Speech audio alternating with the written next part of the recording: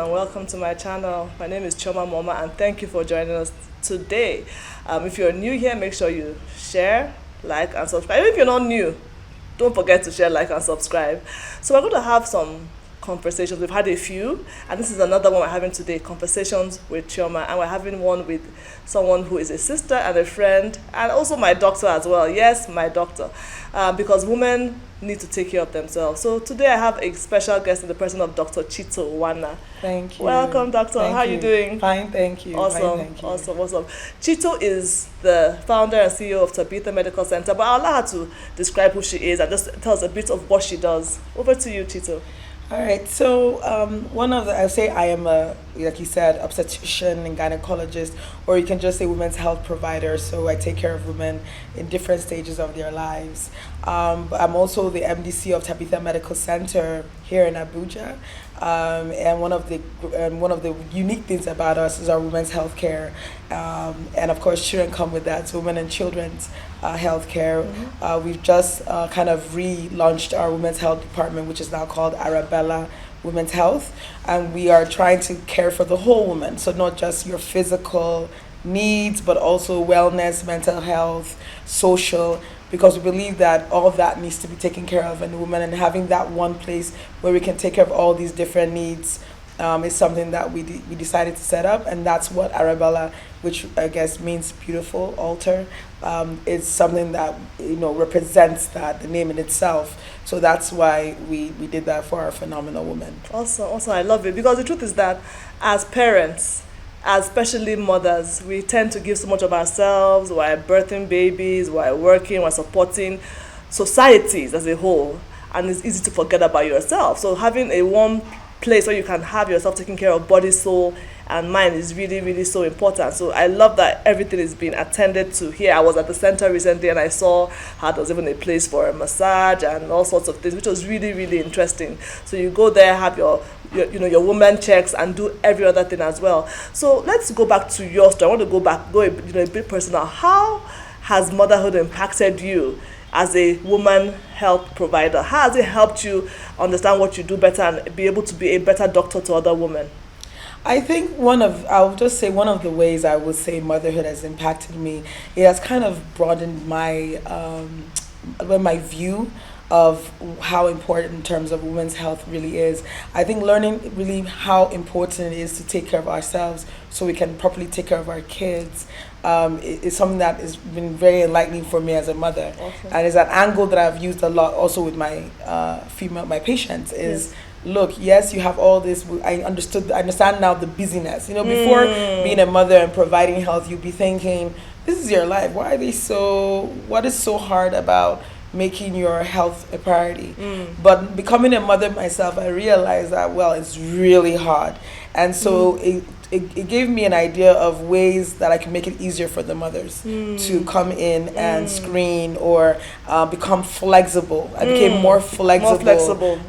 In order understanding that could be a challenge, but one that could be easily overcome once you change the mindset and all of that. So I think using me as a guinea pig in a way helps me to help other women get through it and get to where they need to get in terms of their health. So motherhood helps you become a better doctor, really? Literally, I think that's one thing. Motherhood helped me become a better person. In itself. And definitely that included being a better doctor, actually. Awesome, fantastic. Yes. Now, still talking about how we as women need to take care of ourselves, what are those checks that every woman needs to do?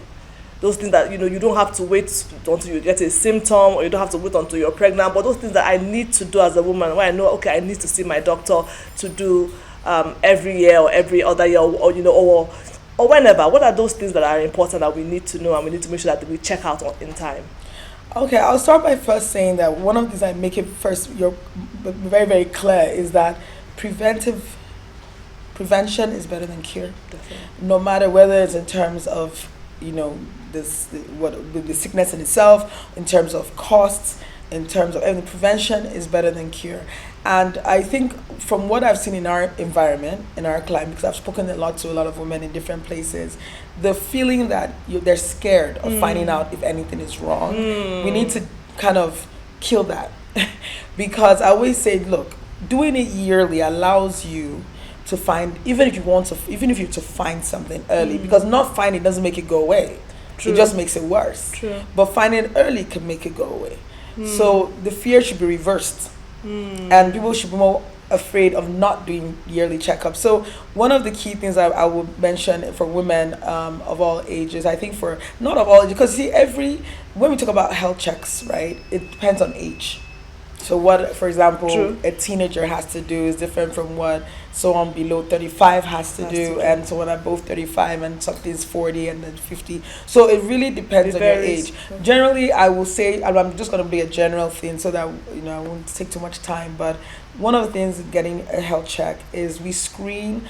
Our history is so important. We screen for your family history, your history, and allows us to tell you what you're at more risk for and what we need to look out for as you grow older, as you go through life. That history is very, very important. The examination we do in the office is very important, including the breast exam. So the breast exam is something that allows us to identify if there's anything that abnormal, helps us to understand your nature of your breast. So we note it down, this person has dense breasts. So because of that, we understand what we need to do for that person as the person grows older. Do you understand? So we do breast exams also in your physical exam. And when it comes down to screening tests, generally we talk about cervical cancer screening. In Nigeria, cervical cancer is still one of the most common cancers. Oh wow, right? really? It is, because we don't screen because for it's it. hard to detect, or we don't. No, because we don't screen for it properly. It's not yet screening is not yet widespread. Okay. To come in and do pap smears when needed, and we normally recommend that after the age of 21. So we talk about cervical cancer screening. It is so preventable. So that's your pap smear. Yes, it's your pap smear. Yeah, it takes such a long time to get from abnormal to cancer. So it's one of the most common cancers, yet is one of the most preventable cancers that we have right now. Wow. So once you have a cancer that can be prevented, why not do it? Yeah. You know what I mean? So we have that. We have the HPV vaccines now that we offer all the way up to the age of 45 from 9, but most people come in with their kids around 11, 12 years old, and the vaccines are given all the way up to the age of 45 now. So we do have vaccinations against cervical cancer. Mammograms, I recommend from the age of 40. Different countries, different guidelines, but I still have maintained screening all my women from the age of 40 for mammograms. And now we are getting, more advanced mammograms in the country. So that's something that I think, when I say advanced, I'm talking about moving from 2D to 3D. So it's kind of technical, but this 3D sees more. So we're getting more advanced mammogram. So and this one hurts. This one is my real big thing here, because breast cancer, we already know that 1 out of 8 women statistically will have it in their lifetime. But we also know that when it's found very early, we have above 95% cure rate. Wow. So early detection is key. Early detection is key. And again, in our climate, we're not the best. We don't yet have the strongest cancer management facilities. We're getting there. I mean, great places have come up in the country, but we still have ways to go. So prevention for us I think is key anywhere, but for us that we don't have all the facilities on ground, it's very important to do prevention than cure. Of course, the regular screening of your blood pressure, make sure you don't have what we call diabetes or high sugar in your blood, which sometimes runs in families. We also check for cholesterol and other things that could affect your health. So I think just having that discussion yearly, and I always tell people you can schedule on your birthday month so you don't forget. I hate doing on birthdays. I just feel that's the worst thing to do on a birthday is do a pap smear. But at least you can pick your birthday month. You have like 30 other days that month. So you can pick your birthday month, and on your birthday month you will do a screening. That's your birthday present to yourself. Is trying to make sure you stay healthy and stay on earth as long as you can. Physically. Fantastic. And talking about it, the first thing you mentioned was your medical history, and I was talking to a friend who says that a lot of patients that come to where she works, they lie about their history. Yes. I'm like, that must be really frustrating for medical professionals. Can you please reiterate the importance about being honest with your medical history? It's very important to be honest, and I think one of the reasons why patients sometimes, because since I practice in 2 continents, I always find out that, like in the US, talk to patients, and they will tell you everything. Every single thing. You yes. know, you come here, they will hide it. So it's cultural, right? Yes. And also the fear that confidentiality may not be And they're, standard. and they're scared of being judged as well. And they're scared of being judged for who they are. But they need to understand that when you come in, you know, and we want to help you, I think judgment is the last thing on my mind. No one cares. Because I'm not perfect as well. We all have a history. True. And it's very important that you tell the truth so the doctor doesn't go the wrong way. If you don't tell the truth, you can actually veer the doctor the wrong way, and then, the doctor didn't do what they're supposed to do, but we didn't know you had this condition. So I'm very particular about the truth. I mean, one of my saving graces, aside from the fact that before I see any patient, I literally pray. I pray before I see any patient for that understanding, but also my background in psychology. So when I'm talking to a patient, I look at your eye, contact, how you make eye contact, I look at your body language, and that really, really helps me in terms of understanding if you're telling the truth or you're hiding something. So sometimes my first attempt is to let you know we're going to journey this together.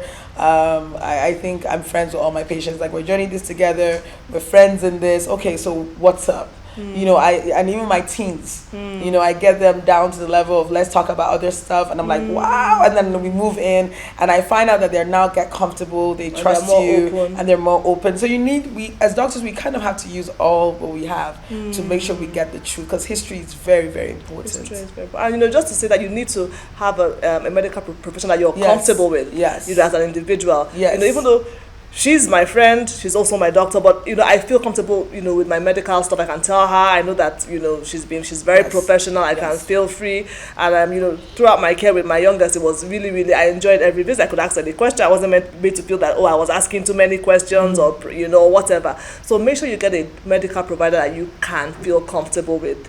Don't just go somewhere because everyone else is going there. You can actually shop around and look for a doctor that you're happy with, because you must connect. It's very, very important. You want to be able to go to that person anytime, be able to call and say, oh, I feel funny, or this is happening, and know the person will attend to you or will respond. So please take care when you're choosing your medical facility, but more importantly, your medical provider, your doctor, your physician. It's very, very important.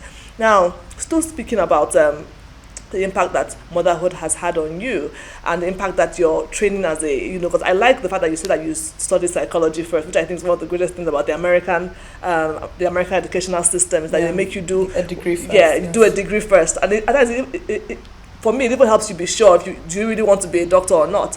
But beyond that, beyond understanding how human beings work, how has motherhood helped you understand people more? Now, not just the medical side, but people in general. How you're able to see people in a different light, even with your own children. How has motherhood changed you? Like you said, it's changed your life, not just how you are as a doctor. How has it helped you in the way you see things and see life in general? Okay, so now let me see. How do I feel like I need to ask the question. All right. I think one of the things I think motherhood has done for me in terms of how I see patients, right?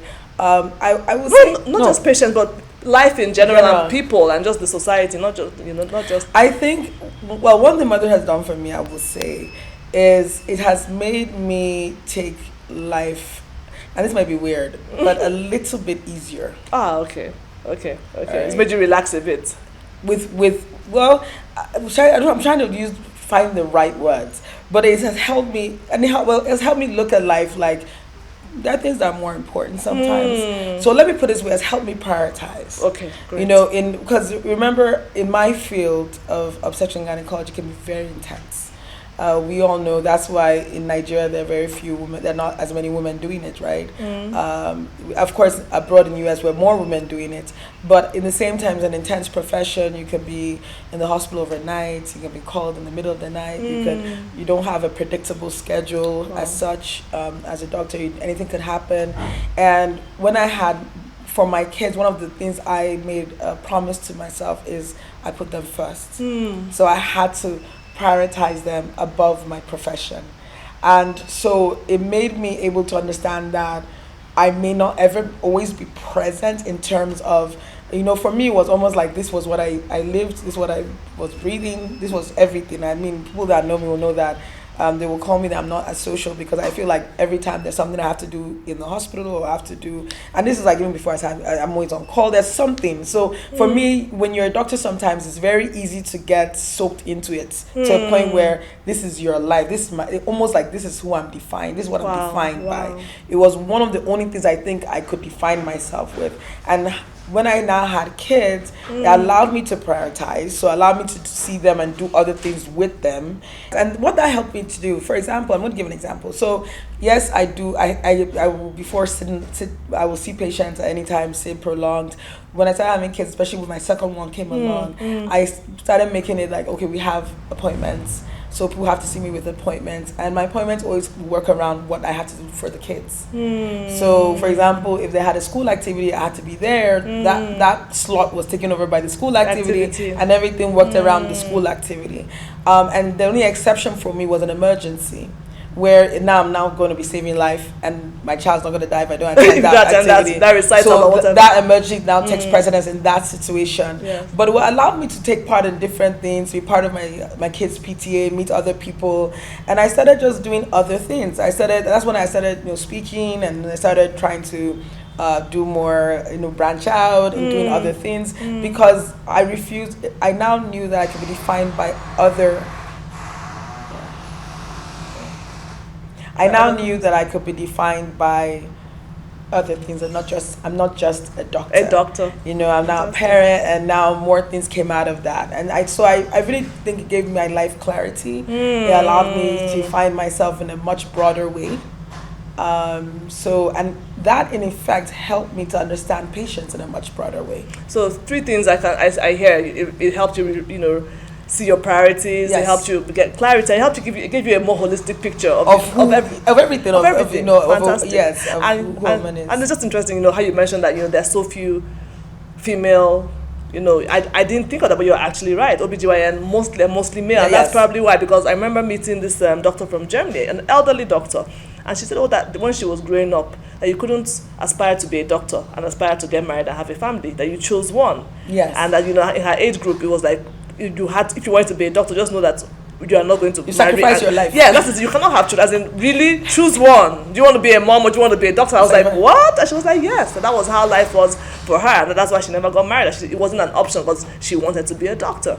And it just shows, how selfless medical practice is for those who really do want to be doctors. And to encourage, I'm happy to see you here because, yes, I mean, it's not easy. It can be. It doesn't sound easy. Even when I work in the US, where the hours, I think, are more intense, because sometimes I'm on call for 48 hours straight. And sometimes will mean that I may not see my kids for 24 hours. Wow. And you have to make sure that the right person is watching them your and children. all that. That's another thing. We can't do this without support. I think then I come back and I have to be present for them and not just fall in the bed and be able to sleep all day. So sometimes it's a sacrifice, but I have to come back and be present for whatever they're doing. How are you able engage activities and stuff like that? Because you mentioned your support system, which I think is very important. Really what it is. Very important. What helps you with your schedule and everything. Yes. How are you able to get the right support system to help you with your children? I think, first of all, I would say family. Okay. Connect, so having a family that lives nearby helps a lot. That helps. To fill the gaps, especially when you want a parent presence.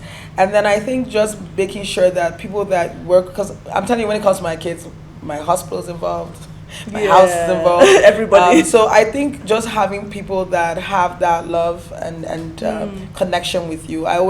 When I hire people to work for me, I always need to feel that connection, actually, be honest.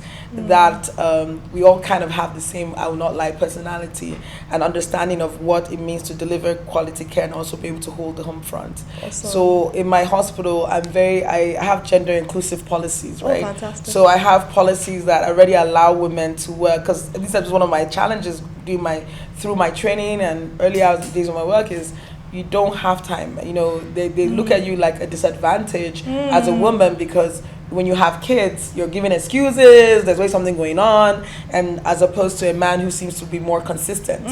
But then one of the things I've learned and taken that into my own hospital is that there should be gender inclusive policies that allow fantastic. for room for people to have that support network, and that's something we do. So since something I put in place for everybody is in place for me as It's well. for you. Awesome. So I think that really is where I get my support from. Awesome. People where we helping each other out. So that means work-life to raise our integration is kids. very, because I've come to the hospital, I've seen your children there, so Yes. work-life integration is very part of your Definitely, life.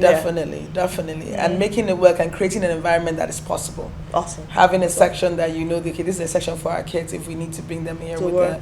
with a nanny, or this is where they will be, and having someone also among the staff that also helps to mind. So that is something that we have put in place, because I mean, I have, there are times that a mother's working for me that are doctors as well. So this is where we come in, or there's someone that has a child. I mean, this is where we come in. That's so important, Yeah. really. Just thinking, and I think every Yes. workplace should have places where you can actually bring your child and you can work and your child can be there. So now, talking about women health and how important it is for us as women to take care of ourselves, what are the things that you see? What are the mistakes that we make as women, as mothers especially?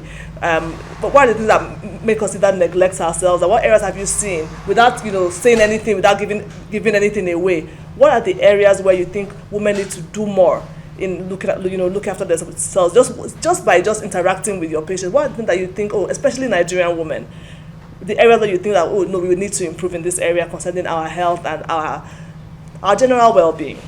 The first thing I will say is knowledge. Okay. I think one of the things I see as a common streak, that women don't really understand what's happening to them, what has been done to them, their own history, and if they have a problem, they don't understand, the treatments they had before that. So if you ask what medication did they give you, they don't remember. They don't know what medication they gave you. It was something like this or like that. We need to take ownership of our health. I always tell people that we're ready to journey with you, but nobody can love your body than you do. Yeah. So you need to love yourself very much, and you need to guard yourself.